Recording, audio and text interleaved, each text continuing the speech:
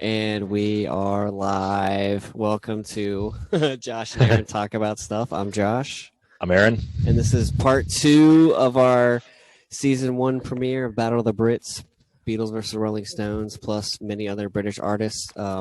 Programming note next week, we will be discussing the women of rock from the 60s, 70s, and 80s, and maybe even 90s. Two-parter, of course. But yeah. So continuing on with our discussion of basically the British bands. Of the 60s and 70s, really. Of course, there's the Beatles, and then there's Rolling Stones, and they're top tier. Yeah, they are. But the thing of it is, like, go ahead. No, go ahead. Well, I mean, like bands like Zeppelin and Pink Floyd and the Who, even though they were, the Who was around in the mid '60s, and then kind of early '70s they became huge, and so did Led Zeppelin and Pink Floyd later. But like the top tiers were the Beatles and the Rolling Stones, and they were kind of like the firsts for people to aspire to. Just saying. So no, and you know that's probably how it's always gonna be, though. But for me, you know, Zeppelin and Queen, you know, came along in the '70s, and I like them. I prefer them to the Stones. I love Zeppelin. I love what Zeppelin did for music. They were hard, man, in terms of their sound. Like, it was definitely aggressive, and I think their influence can't be understated. They just I mean, without Led Zeppelin, we don't get all the 80s hair metal bands. That's true. That come later. But like, so I like the Who better. I know you do. I like the Who a lot better. I think, but that doesn't mean that they're better than Led Zeppelin. I mean, the Jimmy Page, at least, well, not at least anything, but he was in several bands with a lot of great guitarists before he was in Led Zeppelin, Eric Clapton and Jeff Beck.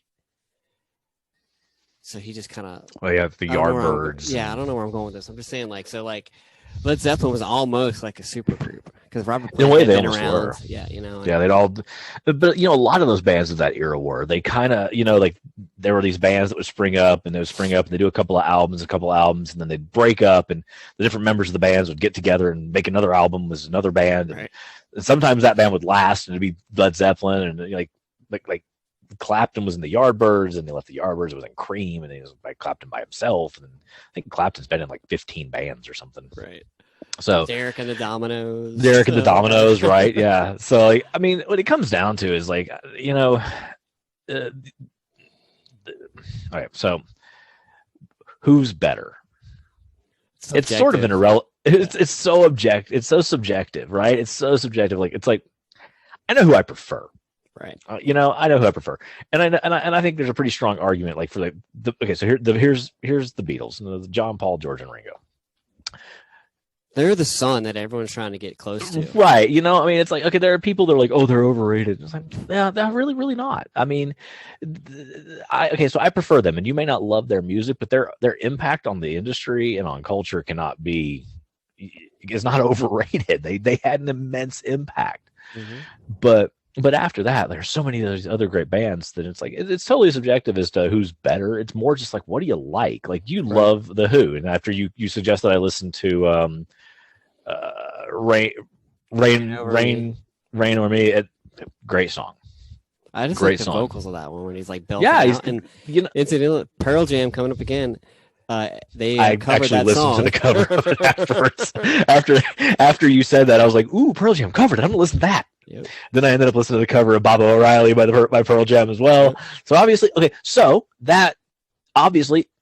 Eddie loves the Who, right? Yeah, he went camp Pete Townsend. And right. Obviously, Eddie loves the Who.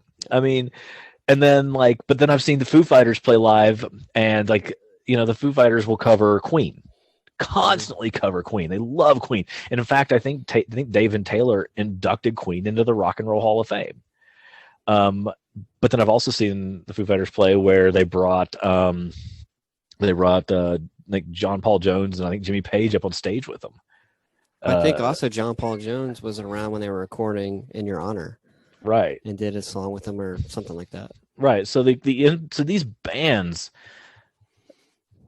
have they transcend. I think that's the big thing. These bands that we're talking about, and I mean, honestly, Paul McCartney did a song with the Foo Fighters on Concrete and Gold, and nice. Yeah, well, yeah, but I guess my point is though, like these bands transcend era, like they're all in the end the bands that everybody now is trying to be, right. whether it be, you know, Zepp or the Who or Queen or Floyd. So speaking of Pink Floyd, I don't know if they're underrated or overlooked, at least by me, because I don't really know much about them, but I did. Like I know all the main songs, but Money. Before this, I would listen to. I think I like "Wish You Were Here." Yeah, I love that. Song. That's a really good. That's a great song. I think they're extremely innovative in the studio. Very I guess they're kind of like innovative. the original prog rock guys. I don't know. Like, yeah, they kind of are. Yeah. And talk about a band that transcends time. Like I went to go visit my kid this last week, and he has like 4 Pink Floyd posters up on his wall. Really? Yeah, that's he cool. loves Floyd. That's really cool. Yeah, 20 years old, loves Floyd. That's cool. But I think Floyd seems to have that kind of impact. They kind of just always have Floyd fans out there. Yeah, I mean, and they have recorded a bunch of stuff in Abbey Road, which is kind of cool. Oh, really? Yeah. I was thinking more about like I did misspeak. I don't know if anyone would notice last week. I said the song "Gimme Shelter" was on Beggar's Banquet, but it was not. It was on the next album, "Let It Bleed." I don't think anybody would have noticed that. I mean, somebody out there might have noticed. Somebody probably would have been like, "Hey, by the way." Like, oh. But how do you? So as far as like rating songs, let's get back to the Beatles and the Stones. Yeah. You said your favorite was "Hey Jude." It just always will be. Do you think it is the song that identifies the Beatles the most? Is that song? I think it probably is. Like, I think if you ask the common person what's the best Beatles song, I bet you. I mean, or what's the Beatles song that you're most familiar with? I bet you 75% of people would say "Hey Jude." Hey Jude. I think it's the song that it really epitomizes them more than anything else. You know, it's like when they cut it and it was like 7.5 minutes long, and they're like, no radio station will play this, and John Lennon was like, hey, what if it's us? He wasn't wrong. Hey, what if it's us? What about? So when you now that doesn't mean I think it's necessarily their best song. Like I honestly, that's the most identifiable. I just think it's the most identifiable. For the Stones, it's easy. It's Satisfaction. I mean, no. I was looking at I think Wild Horses is actually a really good song. You know, after we talked about it, really good song. After we talked about it, I don't love everything in the Stones catalog.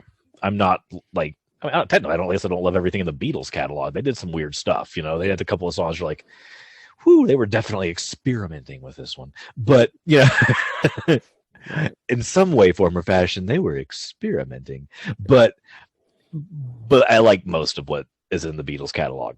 Mm-hmm. But so I can't say that for the Stones, but what I do like from the Stones is fantastic. You know, songs like you said, "Wild Horse" is a great song, or is it She Dreams in Colors?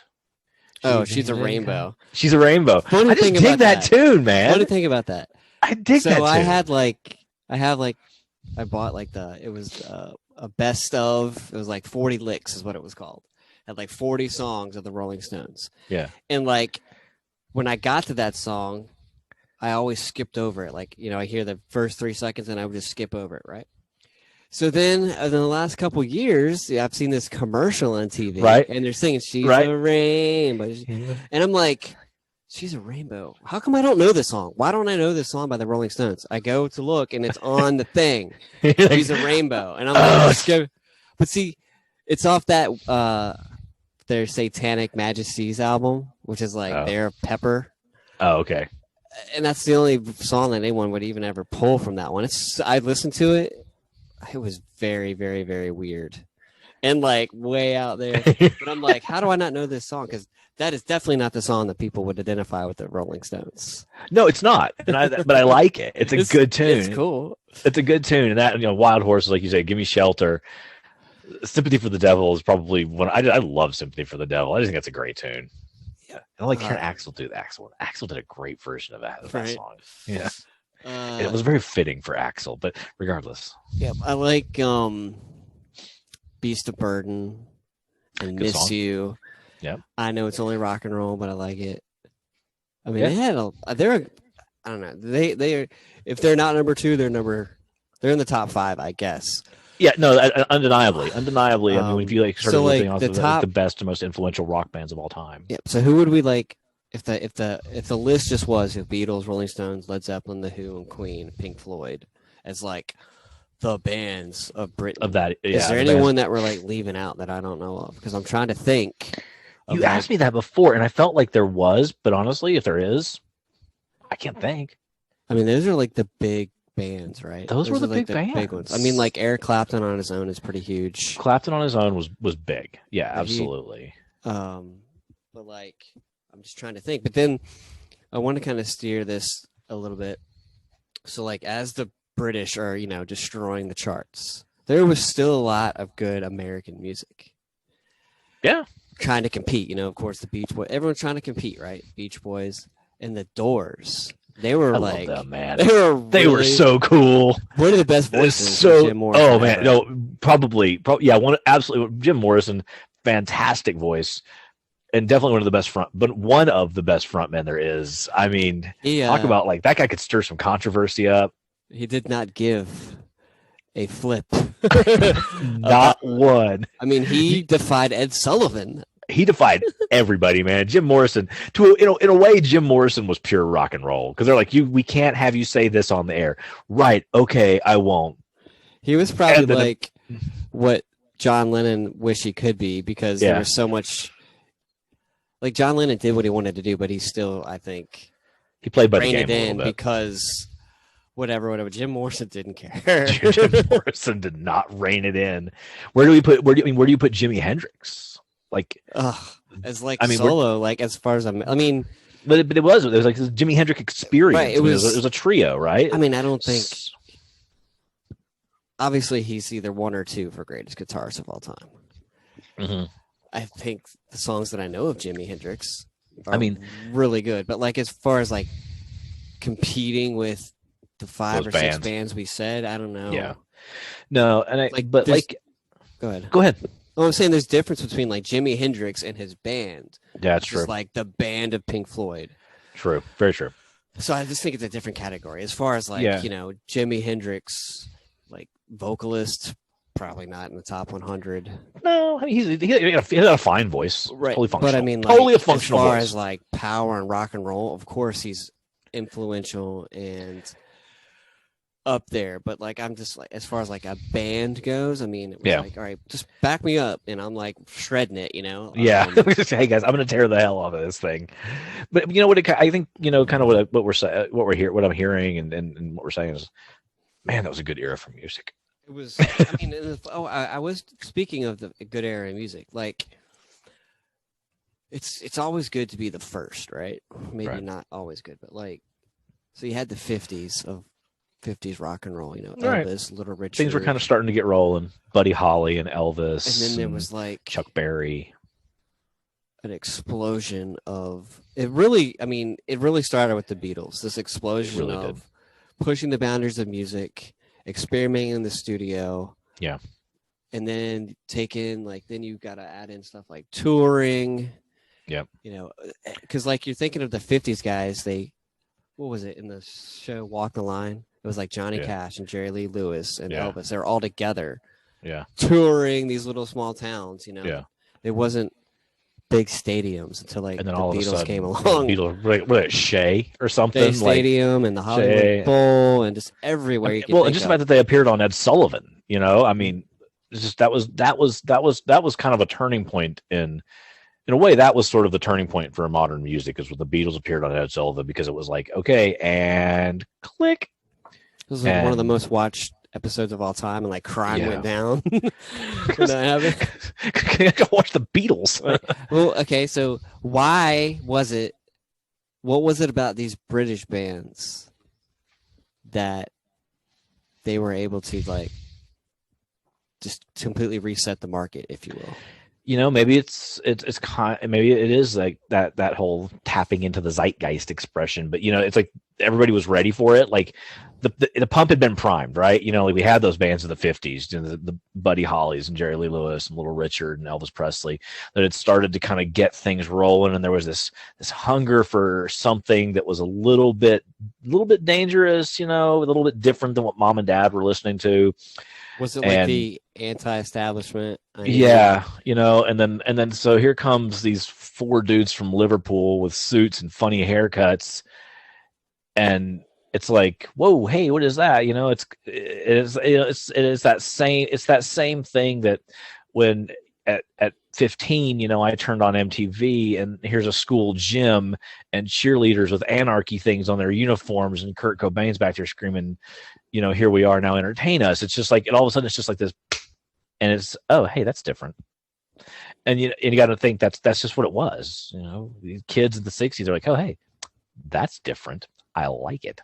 Yeah, but like, I'm just kind of like the Beach Boys were poppy and fun and childlike, and as far as like the songs, like in a way. But so were the Beatles at the beginning. Well, yeah, but it was like She Loves You, For Me to You, I Want to Hold Your Hand. It was all very like love the girl sort of thing.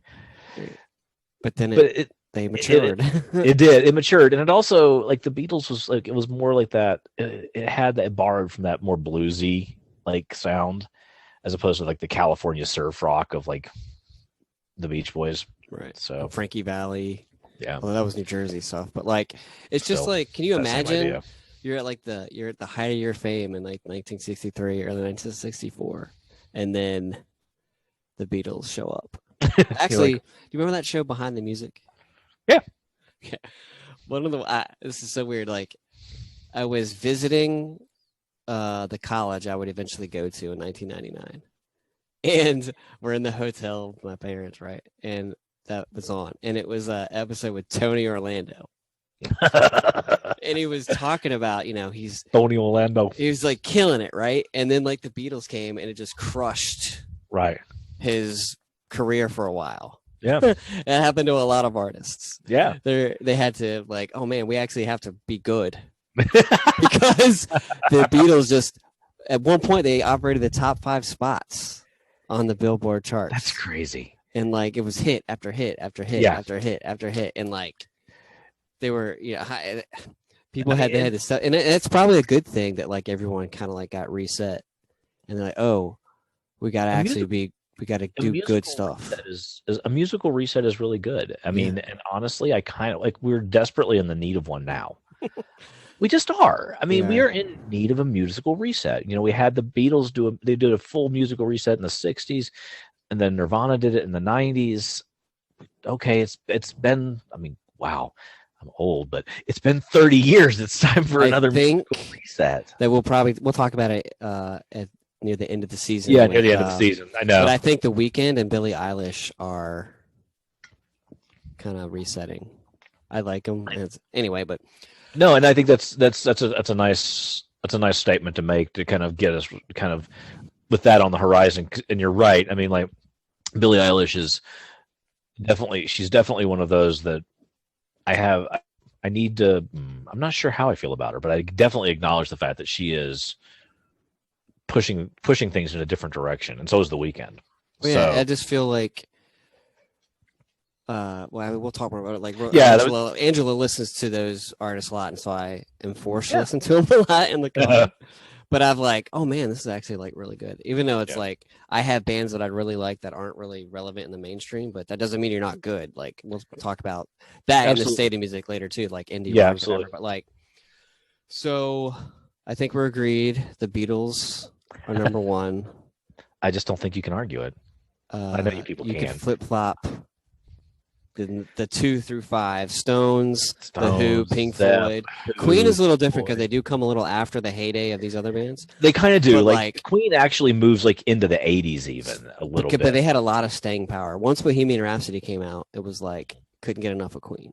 Yeah, they were huge. I mean, but then there was almost like a punk revival, British re-invasion later. Yeah. Something about Britain, man. Is it 'cause Yeah. it No, I rains a mean, lot actually, there, or what? It's cloudy a lot of the yeah, I don't times. know, but I saw this. I know it's actually interesting. You should say that, and I mean, I know we probably need to kind of wrap things up, but it's just I saw this really interesting thing, and they were talking to, I think they were talking to Robert Plant actually, and he was, and it was actually a thing on Nirvana, and he was talking about grunge, and he's like, "It's good that you guys finally got your own punk," because Yeah. like he says because we had punk and it was like and it was just like because you had the Sex Pistols and the Clash, right? That and it's like and he's like and that was ours and you guys didn't have anything and now you got your own, because grunge was like our punk. Right. That So, makes sense. but you're right though, because after kind of the 70s, like Britain had that real punk scene that was pretty intense. So Which I was looking up the album of the Who called "Who Are You?" You know that song, "Who Are You?" yeah. And I was reading about that was came out in '78, and it was like punk was huge in '78, and they were, I don't know why I'm bringing that up, but it was just like the Pete Townsend trying to crack through the punk that was sweeping the nation. Yeah.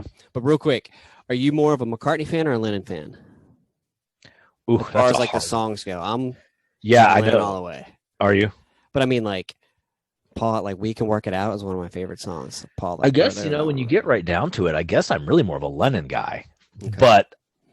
But like Hey Jude is Hey Jude is my absolute favorite song, and obviously that's pure McCartney. But if you look at their whole catalog of what they wrote, I kind of dig Lennon because Lennon was a little edgier, a little more brash, But and I would say that I like that. of all the songs, George Harrison wrote two of the greatest, "Something" and "While My Guitar Gently Weeps." Those are in the top 10 of Beatles songs, I think. I mean, come on. And he was like, what, 25 when he wrote "While My Guitar Gently Weeps"? What were you doing at 25? Yeah, right. What have I done with my life? Oh my gosh. Right. Let's see. I'm 25. I'm going to write one of the greatest songs ever written. What are you Right. going to do, mate? No, Yeah. no. But see, that's the thing about the Beatles we were talking about in the first episode. Like, they are the Fab Four. You can't be like, who do you prefer, Jagger or Richards? It's Richards who writes most of the stuff. Right. Like, you can't choose. It's Yeah. Mick is.